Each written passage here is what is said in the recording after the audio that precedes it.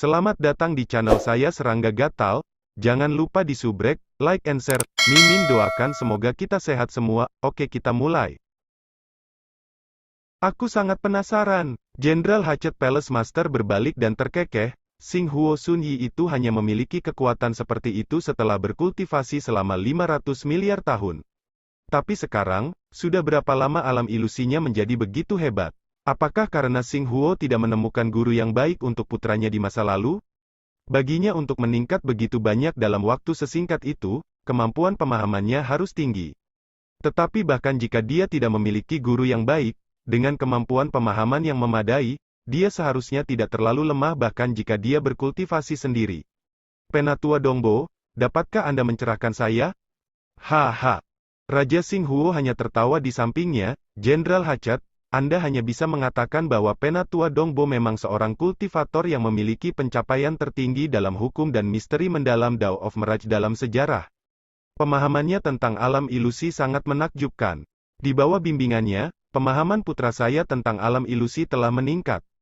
Saya sangat berterima kasih kepada Penatua Dongbo karena dia menggali potensi putra saya di bidang ini.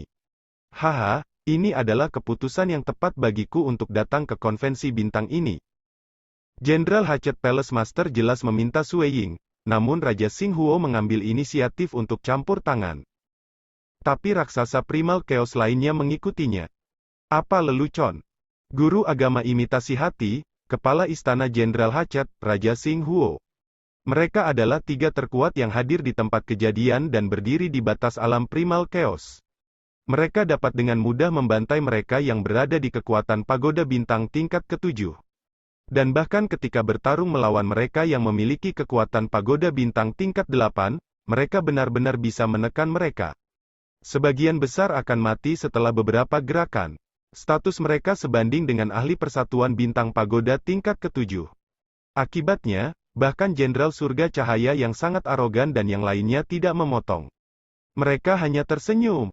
Bocah persatuan ini sebenarnya telah mendapatkan bantuan dari Raja Xing Huo karena dia sangat melindungi bocah ini. Dugaan yang berbeda terbentuk di hati Jenderal Heavenlight. Dia bisa merasakan bahwa Raja Xing Huo benar-benar berterima kasih kepada Sue Ying, dan bagaimana Raja Xing Huo dipenuhi dengan kegembiraan yang tak ada habisnya. Apakah benar-benar potensi Xing Huo Sun Yi digali oleh Dongbo Sue Ying? Jenderal Heavenlight dipenuhi dengan ketidakpercayaan. Karena Raja Xing Huo telah menyatakannya, apa yang dapat dilakukan Jenderal Cahaya Surga bahkan jika dia tidak mempercayainya? Dalam dunia pembudidaya, sudah mendarah daging di tulang setiap orang bahwa yang kuat dihormati. Selain Sue Ying yang berada di alam Unity, sisanya yang duduk di platform tinggi menyaksikan pertempuran adalah ahli Primal Chaos. Tapi itu normal karena raksasa Primal Chaos dapat dengan mudah mencapai kekuatan pagoda bintang tingkat ketujuh setelah mengumpulkan cukup banyak pengalaman. Dan di 5 dunia suci besar dan kekosongan primal, tidak ada ahli persatuan bintang pagoda tingkat ketujuh di era ini. Raksasa Primal Chaos secara alami melihat ke bawah dari posisi tinggi ketika menghadapi ahli Unity. Mereka bisa dengan santai mengirimkan inkarnasi yang berada pada kekuatan pagoda bintang tingkat ke-5 atau ke-6. Mereka bisa dengan mudah membantai sekelompok besar ahli persatuan. Mereka yang awalnya meremehkan Sue Ying karena kekuatannya yang lemah menjadi muak dengan Sue Ying setelah tindakannya yang memalukan memilih Xing Huo Sun Yi. Namun demikian, semuanya berbeda sekarang. Pertama, kekuatan Xing Huo Sun Yi sangat menakutkan. Lebih penting lagi, dia sangat lemah selama seleksi awal, dan jelas, dia telah meningkat secara dramatis selama periode singkat ini. 4 guru konvensi lainnya tidak memilihnya karena mereka tidak tahu peningkatan Xing Huo Sun Yi akan sangat menakutkan. Jika mereka tahu, Jenderal Hachet Palace Master dan yang lainnya pasti akan memilihnya. Hanya Sue Ying yang tahu tentang dia, dan memilih dia. Selanjutnya, ia mengkhususkan diri dalam dunia ilusi juga. Mereka mungkin tidak tahu bagaimana Sue Ying melakukannya, bagaimana dia membuat Xing Huo Sun Yi begitu tangguh, tetapi itu cukup untuk membuat mereka mengagumi guru Unity dari konvensi ini. Kedua dan yang lebih penting, mereka dapat merasakan bahwa Raja Xing Huo sangat berterima kasih dan melindungi Sue Ying. Hanya poin ini saja yang membuat mereka terhalang untuk menghina Sue Ying. Pertempuran 5 kelompok berakhir dengan sangat cepat. 2 pembudidaya akan pindah dari setiap kelompok, menambahkan hingga total 10. 10 pembudidaya berbakat ini memulai duel mereka.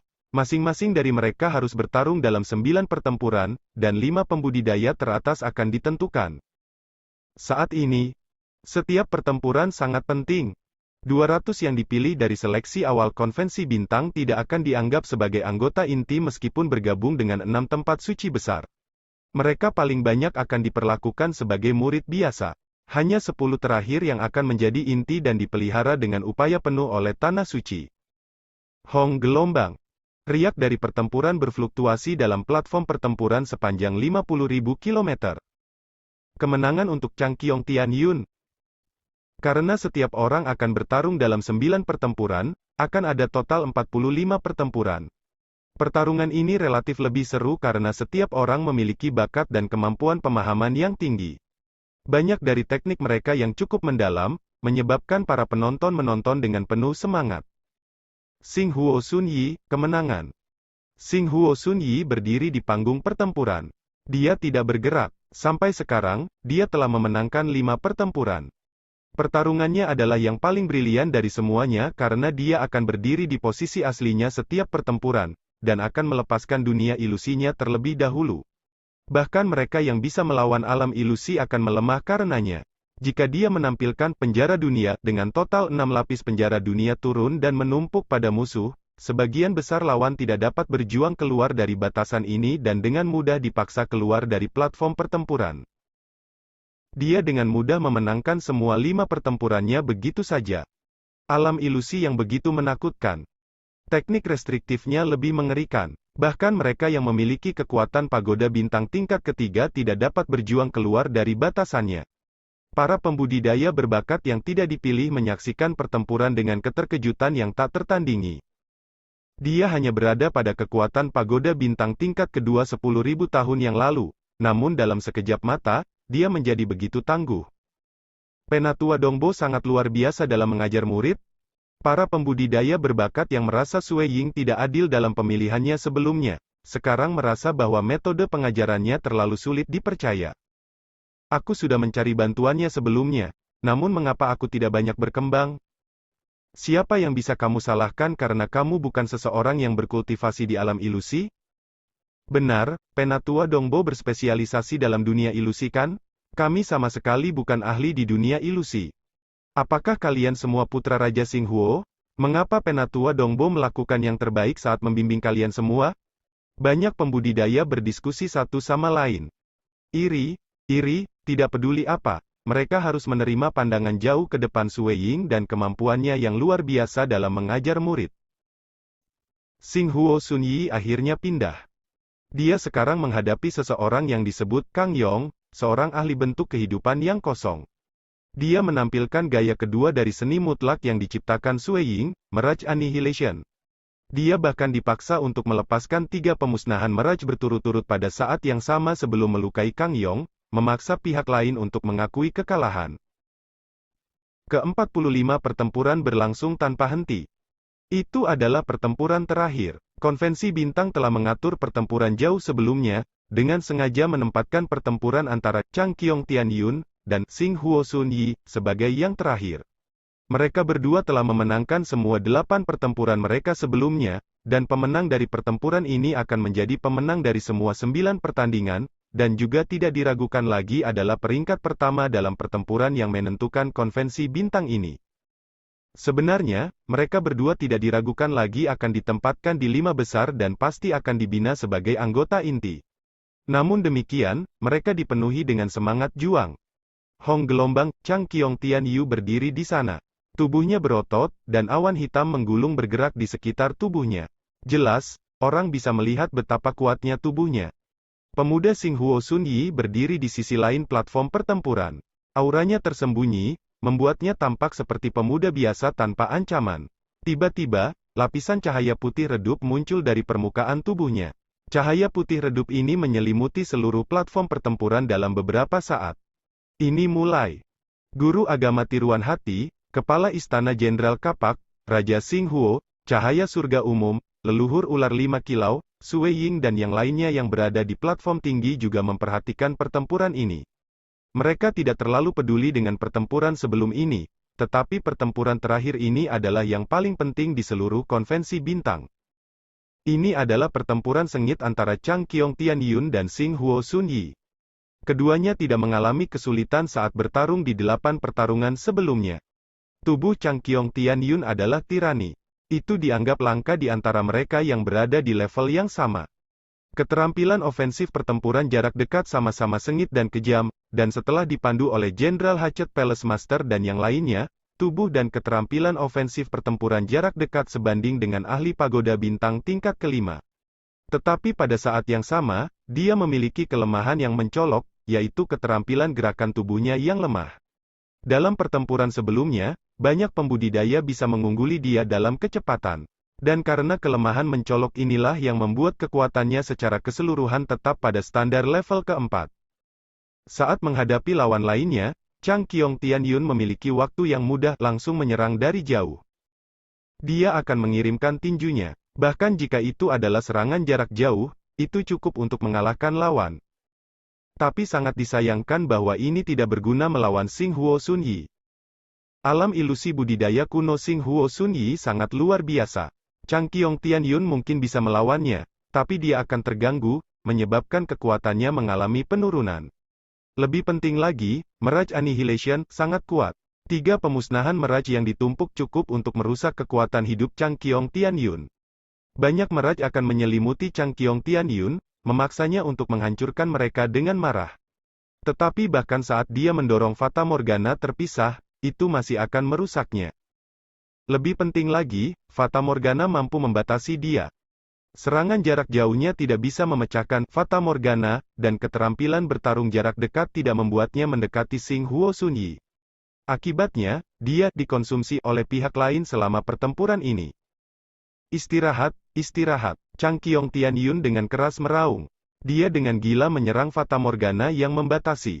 Keajaiban dunia datang tanpa henti, membuat Chang Qiong Tianyun kesulitan.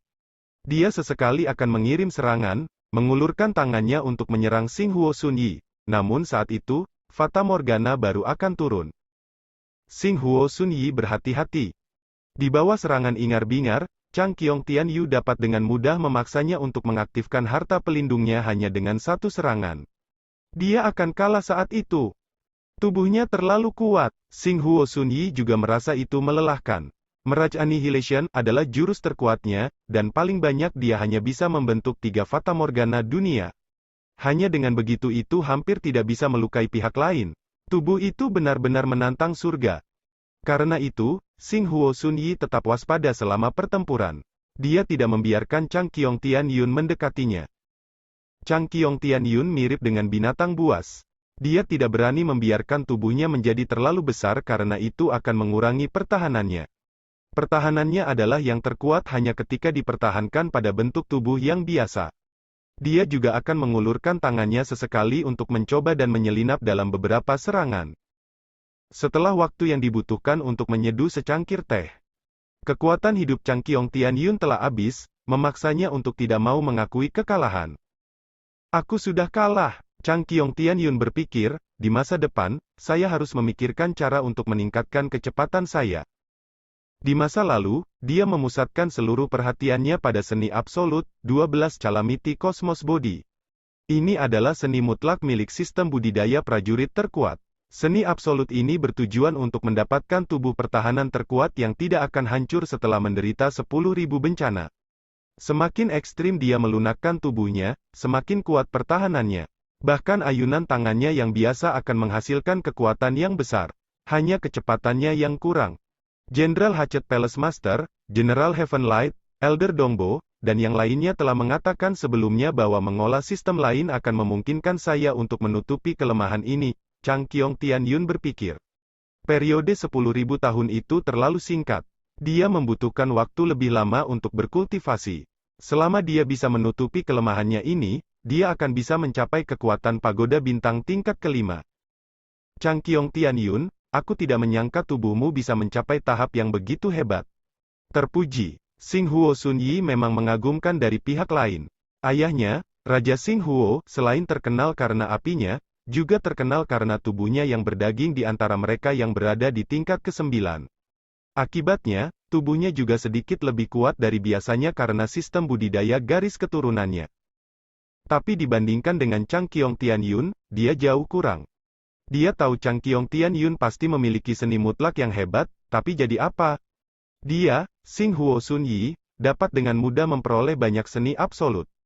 Anggota inti dari Tanah Suci bahkan dapat memperoleh seni absolut peringkat kosmos, tetapi apa yang terjadi pada mereka pada akhirnya?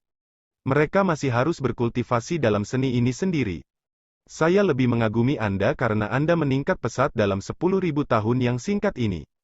Saya menerima kehilangan ini dengan sepenuh hati, kata Chang Qiong Tianyun. Saat dua pembudidaya berbakat yang paling mempesona dari konvensi bintang Xing Huo Sun Yi dan Chang Qiong Tianyun berbicara satu sama lain, mereka juga berjalan di platform pertempuran. Pada saat yang sama, di platform tinggi, raksasa primal Chaos tanpa sadar berbalik ke remaja berjubah putih yang duduk di tepi tempat 5 guru konvensi duduk.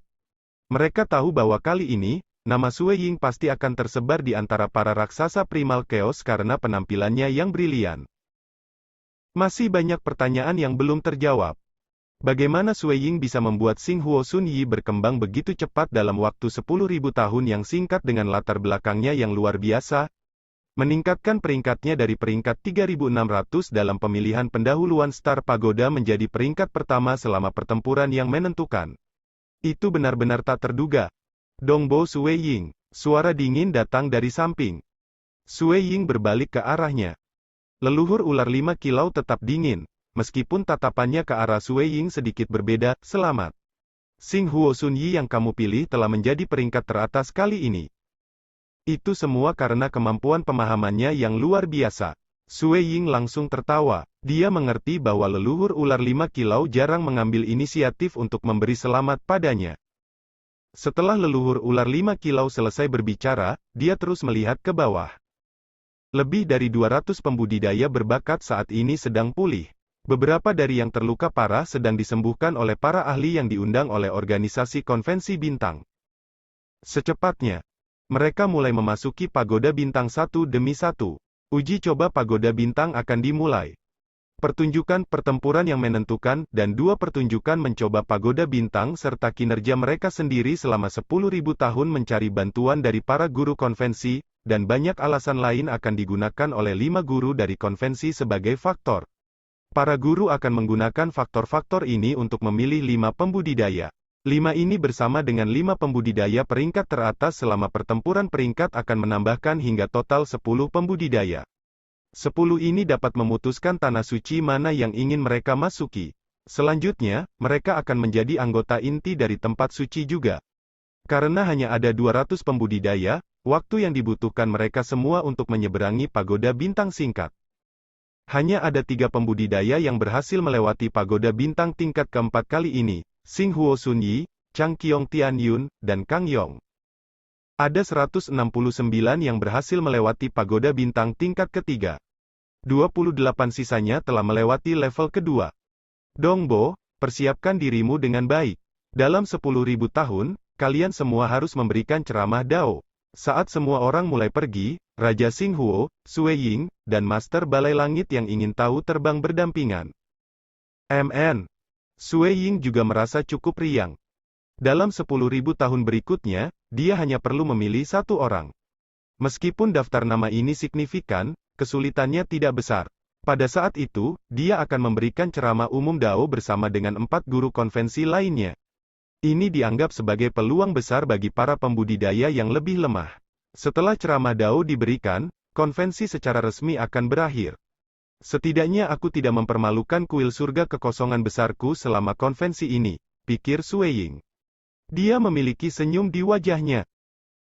Konvensi bintang sudah pada tahap akhir. Sui Ying dari Great Void Heaven Temple juga disebut-sebut oleh banyak raksasa primal chaos. Dan pada titik ini, ada hal mengejutkan yang terjadi di Myriad Ancient Secret World. Terletak di daerah yang jauh di pegunungan, di dalam halaman Weng gelombang. Fluktuasi yang mendalam datang dari jauh di dalam halaman. Itu tidak terlihat mencolok.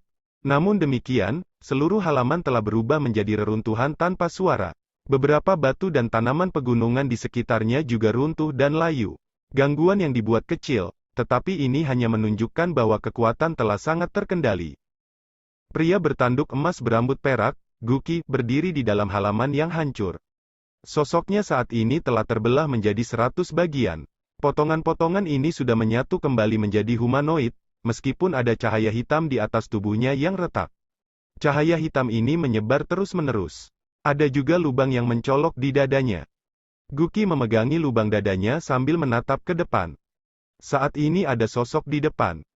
Dia berdiri di sana, meskipun ruang di sekitarnya menjadi sunyi dan jinak. Dunia sekitarnya benar-benar tunduk di depannya. Meskipun dunia suci kuno segudang diciptakan oleh penyihir leluhur dan leluhur dunia bersama-sama, dengan dia di sini, dunia sekitarnya masih tunduk padanya. Kulitnya putih dan lembut, wajahnya lembut dan halus. Meskipun dia tidak terlihat menarik saat membandingkannya dengan pria tampan atau gadis cantik lainnya. Penampilannya memberikan perasaan bahwa dia mengandung bagian dari kekacauan utama yang tidak berlaku untuk hukum tertinggi. Melihat wajahnya mirip dengan mematuhi hukum tertinggi. Bahkan sebagian besar dewa kosmos tanpa sadar memiliki perasaan seperti anak kecil yang melihat orang tua mereka. Ada senyum lembut di wajahnya. Matanya juga tampak tulus, seperti bagaimana suami menatap mata istri tercintanya. Tuan Suci, Guki dengan susah payah membuka mulutnya. Suaranya serak, dan ada cahaya hitam samar menembus tenggorokannya. Demi membunuhku, kamu benar-benar telah menghabiskan banyak usaha. Aku hanya memaksamu kembali ke kekacauan utama. Guru Suci berkata dengan hangat dan tulus, mereka yang menghalangi saya akan dipaksa kembali ke kekacauan utama. Mereka yang mematuhi saya akan tetap setia selamanya kepada saya. Di masa depan ketika saya mengendalikan seluruh kekosongan utama, saya juga akan memanggil Anda kembali, dan Anda akan setia kepada saya selamanya. Pada saat itu, semua makhluk hidup dalam kehampaan primal chaos akan menjadi sedekat anggota keluarga. Semuanya akan damai. Seberapa bagusnya. Guru Suci berjalan mendekat dan mengulurkan tangannya. Telapak tangannya putih dan lembut. Dia membelai tenggorokan Guki, saya tidak memiliki permusuhan dengan Anda, saya juga tidak memiliki kebencian. Itu hanya karena Anda menghalangi saya, jadi saya hanya bisa sementara membiarkan Anda kembali ke kekacauan utama. Pergi, itu akan menjadi seperti tidur. Ketika saya menelepon Anda kembali, Anda akan dibangunkan.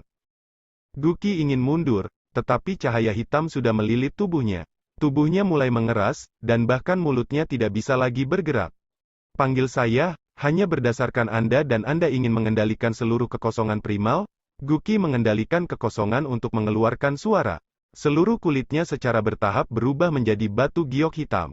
Matanya memelototi Guru Suci. Tidak ada yang bisa menghalangi saya. Anda akan melihat hari itu datang. Pada saat itu, kamu juga akan menjadi anakku. Guru Suci berbalik ke kejauhan. Sudah ada sosok yang muncul di sana. Penyihir leluhur berdiri di sana. Banyak belenggu hitam mengelilingi tubuhnya. Jelas, dia sangat waspada saat dia menatap Guru Suci dari kejauhan. Tidak ada yang bisa menghentikan saya melakukan hal-hal yang ingin saya lakukan. Anda juga tidak bisa menghentikan saya. Guru Suci memandang penyihir leluhur, mereka yang menghentikanku, bahkan jika aku mungkin tidak tega melakukannya, aku hanya bisa membuat mereka kembali ke kekacauan utama untuk sementara. Guru Suci terkekeh. Dia kemudian menghilang dari Myriad Ancient Secret World seperti ini seolah-olah dia belum pernah muncul sebelumnya. Ekspresi penyihir leluhur itu jelek. Dia berbalik ke arah Guki yang secara bertahap berubah menjadi patung batu giok hitam, menghela nafas dengan suara rendah, Guki, aku tidak bisa melindungimu. Jiwa Guki juga telah memadat seperti tubuhnya. Pikirannya bergerak sangat lambat. Untungnya, saya masih punya murid. Hanya murid itu, aku tidak bisa bertemu denganmu tepat waktu. Pemikiran Guki mulai semakin lambat. Dan akhirnya, itu benar-benar berhenti. Patung giok hitam tidak lagi bergerak. Itu seperti benda mati yang berdiri diam di sana dan melihat jauh. Guki masih dibunuh oleh Guru Suci. Penyihir leluhur pertama kali menyebutkan berita ini kepada Guru Guki, Void Primogenitor. Ketika Void Primogenitor mendengar berita itu, dia benar-benar terpana. Dia duduk di sana sendirian untuk waktu yang lama. Dalam hatinya, dia merasa sakit hati dan mencela diri sendiri. Dia merasa sakit hati karena dia tidak bisa melupakan saat-saat ketika dia mengajar Guki, muridnya yang tak terkekang dan juga yang paling menonjol. mencela diri sendiri karena dia terlalu lemah dan tidak bisa melindunginya. Setelah itu, informasi secara alami menyebar ke semua eksistensi alam terakhir. Meskipun penyihir leluhur mencoba menghalanginya. Sekian dulu update-annya, tunggu lanjutannya di channel saya Serangga Gatal, di subscribe ya guys. Terima kasih.